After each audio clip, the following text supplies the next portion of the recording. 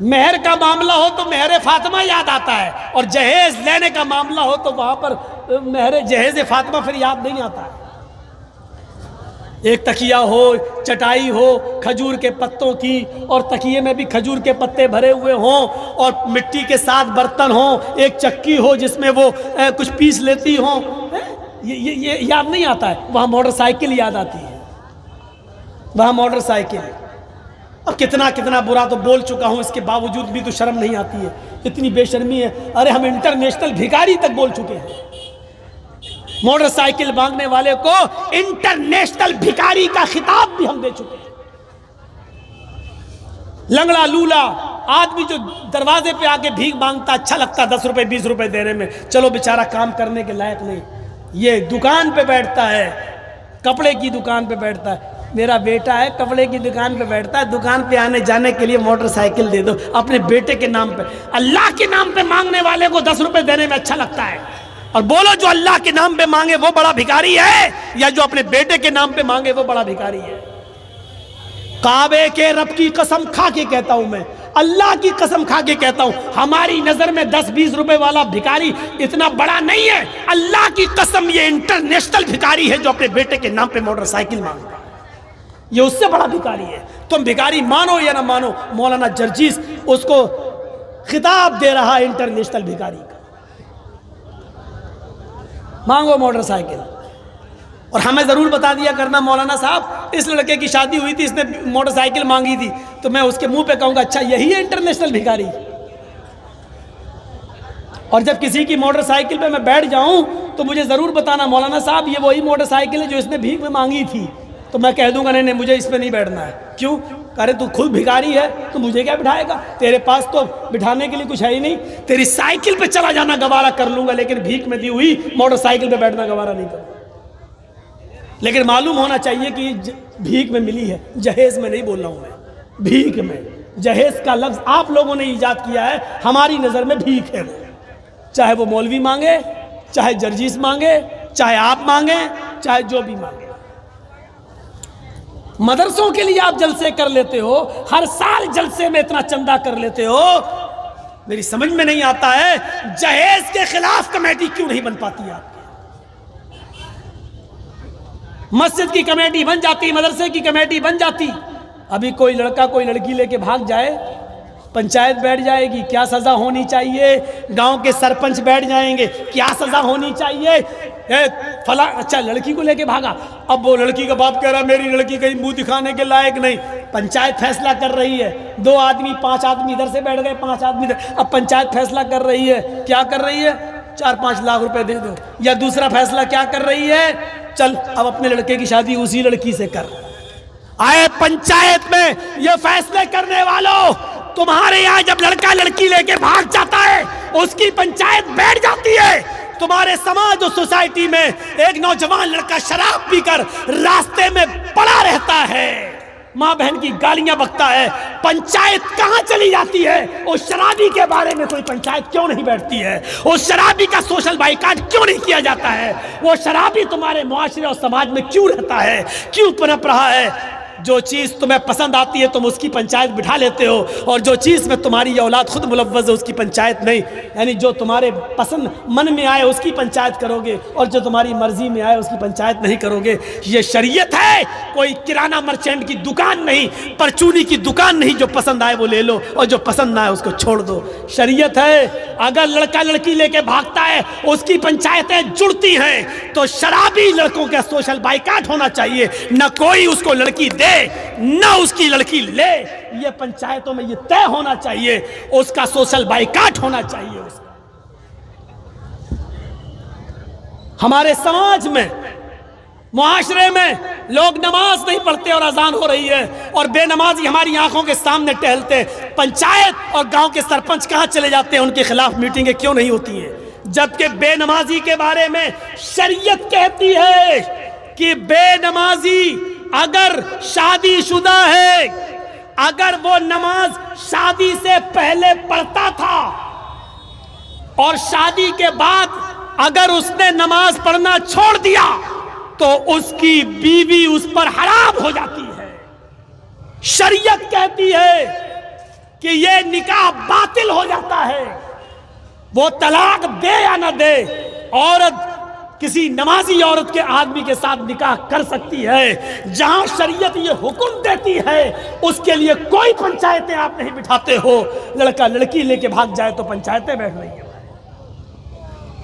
شرابیوں کے خلاف کوئی پنچایت نہیں بیٹھ رہی ہے۔ کہاں چلا گیا ہمارا سماج، کہاں چلی گئی ہماری سوسائٹی؟ اپنے عقل کے ناخن لو اور سوچو۔ وہ عورت کہتی ہے، پھر میں بہک گیا، کہتی ہے اللہ کے رسول، اللہ کے نبی نے کیا کہا؟ مہر بتاؤ دینے کے لیے کیا ہے، کیا دو گے مہر؟ کچھ ہے؟ کہنے لگا نہیں میرے پاس کچھ نہیں ہے۔ اللہ کے نبی نے کہا ایک بار اپنے گھر چلے جاؤ اور دیکھ کر آؤ۔ بخاری شریف کا واقعہ، کتاب النکاح، ایک بار گھر جاؤ، اگر کچھ مل جائے تو لے کر آؤ۔ وہ گیا اور واپس آیا، کہتا اللہ کے رسول میں گھر گیا، گھر میں لوگوں سے پوچھا، اپنے گھر والوں سے پوچھا، گھر میں کچھ نہیں ہے، ایسی چیز ہمیں نہیں ملی کہ میں اس کو مہر دے سکوں۔ مہر دینے کے لیے بھی نہیں ہے، گھر میں کچھ ہے نہیں، اور شادی کا سپنا ہم تصور کریں ہمارے یہاں ہو جائے گی؟ اللہ کے نبی نے کہا اچھا ٹھیک ہے کوئی بات نہیں، ایک کام کرو ایک بار اور گھر چلے جاؤ۔ پھر کہا اگر لوہے کی انگوٹھی مل جائے تو وہی لے کے آؤ، جاؤ اسی کو مہر بنا دیں گے، ارے کچھ تو دو اپنی ہونے والی بیوی کو۔ وہ گیا، پھر واپس آیا اور کہتا اللہ کے رسول لوہے کی انگوٹھی بھی نہیں ملی۔ کہا کچھ بھی نہیں ہے؟ کہا اللہ کے رسول صرف اس لنگی کے جو میں پہنے ہوئے ہوں اس کے علاوہ میرے پاس کچھ نہیں ہے۔ رات میں کبھی کبھی جب سردی لگتی ہے تو میرے پاس ایکسٹرا چادر بھی نہیں ہے، اسی لنگی کو کھولتا ہوں اور اپنے اوپر ڈال لیتا ہوں، یہ چادر کا بھی کام کرتی ہے، اور جب گھر سے باہر نکلتا ہوں تو یہ لنگی لپیٹ کے باہر آ جاتا ہوں۔ آپ اگر کہیں تو آدھی لنگی اسی میں سے میں اس کو دے سکتا ہوں۔ تصور کرو اس نکاح پر، قربان جائیے محمد رسول اللہ کی شریعت۔ کیسے راستے نکال رہے ہیں سماج میں بیٹھنے والے پنچایتیوں، تم راستے نہیں نکال پاتے ہو۔ اللہ کے رسول نے کہا جب یہی ایک لنگی ہے تیرے پاس اور کوئی چادر بھی نہیں ہے تو وہ بھی تو پوری لنگی اس کو دے نہیں سکتا، آدھی دے رہا ہے، تو آدھی تیرے کسی کام کی نہیں اور آدھی اس کی بھی کسی کام کی نہیں، یہ لے کے کیا کرے گی جب اس کو بھی کوئی فائدہ نہیں، نہ یہ پہن سکتی نہ تو پہن سکتا ہے، تو لے کے کیا کریں گے اس کو؟ اپنے پاس رکھ۔ تھوڑی دیر بیٹھے، اللہ کے رسول بھی تھوڑی، حدیث کا نقشہ دیکھو، بخاری کے الفاظ پر غور کرو، اللہ کے رسول بھی بیٹھ گئے، وہ صحابی بھی تھوڑی دیر بیٹھے رہے۔ جب انہوں نے دیکھ لیا کہ میرے پاس کچھ نہیں ہے مہر، تو یہ سوچ کر اٹھ گئے کہ اب میرا نکاح نہیں ہو سکتا ہے، تو چلنے لگے، کسی سے کچھ نہیں کہا، ان کی آنکھوں میں آنسو آ گئے اور اٹھ کے چلنے لگے۔ اللہ کے نبی نے ان کو جاتے ہوئے دیکھا، گھر کے دروازے سے نکلتے ہوئے دیکھا تو کہا ادھر آؤ۔ وہ پلٹے، کیا بات ہے؟ ادھر آؤ۔ کہاں جا رہے ہو؟ کہ اللہ کے رسول جا رہا ہوں، کچھ کماؤں گا، گھر میں اور بھی لوگ ہیں ان کے لیے محنت مزدوری کروں گا، جب میرے پاس کچھ نہیں ہے تو نکاح نہیں ہو سکتا ہے۔ آپ نے کہا بیٹھو میرے پاس۔ اللہ کے رسول نے کہا اچھا یہ بتاؤ تمہیں کچھ قرآن یاد ہے؟ قرآن کچھ یاد ہے تمہیں؟ اس نے کہا ہاں اے اللہ کے رسول یہ سورت یہ سورت یہ سورت یہ سورت۔ اس نے 4-5 سورتوں کے نام گنائے۔ اللہ کے رسول نے ایک اور سوال کرا، یہ صورتیں تمہیں یاد ہیں؟ کہا ہاں۔ آپ نے پھر ایک سوال کیا، کیا تم اس کو بغیر دیکھے پڑھ سکتے ہو؟ یعنی منہ زبانی یاد ہے، حفظ ہے یہ صورتیں تمہیں؟ اس نے کہا ہاں اے اللہ کے رسول دیکھ کر نہیں بغیر دیکھے پڑھ سکتا ہوں۔ اللہ کے نبی فرماتے ہیں اتنی بڑی دولت تمہارے پاس ہے اور تم کہہ رہے ہو میرے پاس کچھ نہیں ہے، یہ صورتیں تم بغیر دیکھے پڑھ سکتے ہو؟ ہاں۔ فرمایا کیا یہ صورتیں تم اس عورت کو یاد کرا سکتے ہو، اپنی بیوی کو سکھلا سکتے ہو، اس کو یاد کرا سکتے ہو؟ فرمایا ہاں میں یاد کرا دوں گا۔ فرمایا اے عورت تیرے ہونے والے شوہر کے پاس مہر دینے کے لیے کچھ نہیں ہے، لیکن جو صورتیں اس کو یاد ہے وہ تجھے یاد کرا دے گا۔ کیا تو قرآن کی انہی صورتوں کو اپنا مہر ماننے کے لیے تیار ہے؟ کیا اسی مہر پر تو نکاح کر لے گی؟ کہنے لگی اللہ کے رسول، جس عورت کے نکاح میں قرآن کی صورتیں مہر بن جائیں، اس سے زیادہ پاکیزہ اور بابرکت نکاح کس کا ہو سکتا ہے؟ میں تیار ہوں۔ اللہ کے رسول کھڑے ہوئے اور خطبہ نکاح پڑھایا، خود اس کے ولی بن گئے اور خطبہ نکاح پڑھا کے کہا جاؤ اپنی بیوی کو لے جاؤ، جاؤ اپنی بیوی کو اپنے گھر لے جاؤ۔ میرے بھائیوں، نہ بارات کا پتہ چلا، نہ موٹر سائیکل کا پتہ چلا، نہ ہلدی ملی گئی، نہ ابٹنا ملا گیا، نہ آتش بازی چھوٹی، نہ لڑکی والوں نے کو کسی نے بلایا کہ آؤ ہماری بیٹی کی شادی ہے۔ اللہ کے رسول ہی اس لڑکی کے باپ بن گئے، اس کے ماں باپ کوئی تھا نہیں، اس لیے قاضی ولی بن گیا۔ آپ نے نکاح پڑھایا اور خود اس لڑکی کے باپ بن گئے اور آپ نے اس لڑکی کی رخصتی اس کے ساتھ کر دی۔ اسلام اس طریقے سے فضول خرچی سے بچا کر راستے نکالتا ہے۔ سن لو، سب سے بڑا نیک کام اگر آج کے زمانے میں ہے تو وہ یہ ہے کہ کسی غریب لڑکے کا کسی غریب لڑکی سے نکاح کرا دیا جائے اور بغیر جہیز کے ایک غریب لڑکی کو کسی کے گھر پہ پہنچا کر اس کی بیوی بنا دیا جائے۔ اس سے بڑا نیک کام کوئی نہیں ہے۔ سماج کے لوگوں، نظریں ڈالو تمہارے سماج میں کتنی لڑکیاں صرف جہیز نہ ہونے کی وجہ سے گھر میں بیٹھی ہوئی ہیں، موٹر سائیکل نہ ہونے کی وجہ سے ان خوبصورت لڑکیوں کی نکاح نہیں ہو رہے ہیں، جہیز نہ ہونے کی وجہ سے ان کی شادیاں نہیں ہو رہی ہیں۔ سماج والوں، جس طرح مدرسے چلانے کے لیے اٹھے ہو، مسجدیں بنوانے کے لیے اٹھے ہو، اسی طریقے سے لڑکیوں کا گھر بسانے کے لیے اٹھ جاؤ اور ان کا نکاح کرا کے ایک بہت بڑی ذمہ داری سے آزادی حاصل کرو، ورنہ قیامت کے دن تم اپنے آپ کو کبھی معاف نہیں کرا سکتے۔ یہ تھا نکاح اور یہ تھی شادیاں۔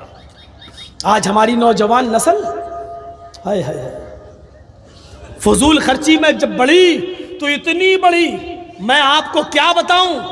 یہ آج 27 فروری ہے، جب 1 جنوری تھی، 1 جنوری 2 مہینے پہلے پروگرام نہیں چل رہے تھے، کہیں لاک ڈاؤن کا اثر تھا اور میں اپنے شہر میں ہی تھا، اپنے اٹاوا میں۔ 31 دسمبر کو میں کچھ دیر رات تک پڑھتا رہا اور کچھ چیزیں لوگوں نے ہمارے ایک گروپ کے اندر کچھ بھیجی تھی تو میں اس کو پڑھ رہا تھا موبائل پر۔ کیا ہے؟ میں نے سوشل میڈیا پہ تھوڑی سی نظر ڈالی، آپ یقین مانیے جن لوگوں کے سروں پر NRC اور CAA کی تلوار لٹک رہی ہو، یہ مسلمان اور اس کی نوجوان نسل، غور کیجیے آپ، 31 دسمبر کے رات کے 11:55 کے بعد جو منظر سامنے آتا ہے وہ کہیں اور کا نہیں، میں آپ کو UP کا منظر بتلا رہا ہوں، اپنے علاقے کا۔ اور جیسے ہی 12 بجتے ہیں اور 12:10 میں مجھے پتا چل گیا، میں اپنے گھر پہ ہی تھا اور مجھے پتا چل گیا کہ جرجیت صاحب، جس بستی میں آپ رہتے ہو اسی بستی کے اندر جشن منایا گیا 1 جنوری کا رات کے 12 بجے۔ جو تمہاری نصیحتیں سنتے ہیں جمعے کے خطبے میں آگے بیٹھتے ہیں، انہی لوگوں نے ڈانس کیا ہے، ڈانس۔